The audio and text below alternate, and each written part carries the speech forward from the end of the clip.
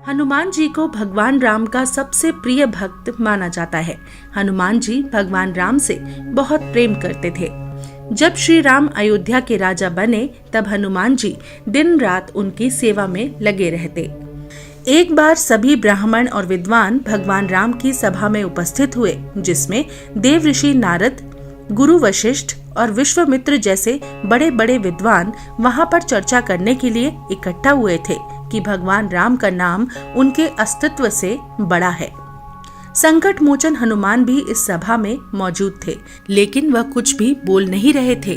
चुपचाप मौन अवस्था में वह मुनिगणों की चर्चा को ध्यान पूर्वक सुन रहे थे। नारद जी का मत था कि भगवान राम का नाम स्वयं भगवान राम से भी बड़ा है और इसे साबित करने का दावा भी किया। जब सभा खत्म हुई तो नारद मुनि ने हनुमान जी से कहा कि ऋषि विश्वामित्र को छोड़कर वो सब ऋषि मुनियों को नमस्कार करें। हनुमान जी ने पूछा, ऋषि विश्वामित्र को नमस्कार क्यों न करूं? नारद मुनि ने जवाब दिया, वह पहले राजा हुआ करते थे, इसलिए उन्हें ऋषियों में मत गिनो। नारद जी के इतना कहने पर हनुमान जी ने ऐसा ही किया। हनुमान जी ने बारी बारी से सभी ऋषियों का अभिनंदन किया, लेकिन जब विश्वामित्र की बारी आई तो उन्होंने जानबूझकर विश्वामित्र को अनदेखा कर दिया। अपना यह उपहास देखकर विश्वामित्र क्रोधित हो उठे। गुस्से से तमतमा रहे विश्वामित्र ने राम से हनुमान जी की इस गलती के लिए मृत्युदंड का वचन लिया।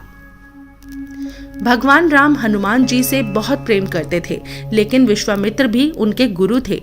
राम जी से गुरु की आज्ञा की अवहेलना हो जाए, इसलिए उन्होंने हनुमान जी को मृत्युदंड देने का निश्चय कर लिया। जब हनुमान जी को इस बात का पता चला कि श्री राम उन्हें मारने के लिए आ रहे हैं, तो वह कुछ भी समझ नहीं पाए कि ऐसा क्यों हो रहा है।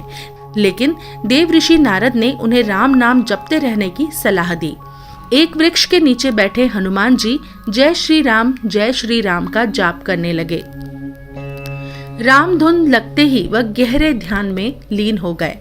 भगवान राम जब उस स्थान पर पहुंचे तो हनुमान जी पर उन्होंने तीर चलाना आरंभ कर दिया, लेकिन राम नाम में लीन पवन पुत्र का एक बाल भी बांका न हो सका।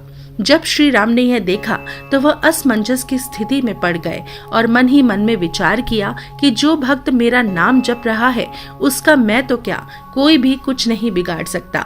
अपने तीरों को विफल होता देख भगवान राम ने कई और अस्त्र भी आजमाए, लेकिन हनुमान जी के आगे सब विफल ही रहे।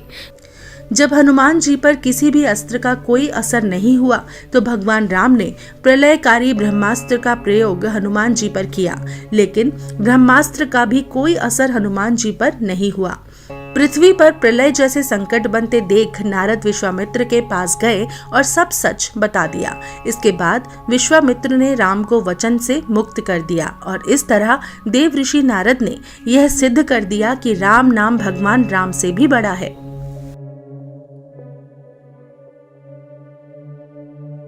अगर आपको यह वीडियो पसंद आया हो तो इसे लाइक करें, शेयर करें और हमारे चैनल को सब्सक्राइब करना न भूलें।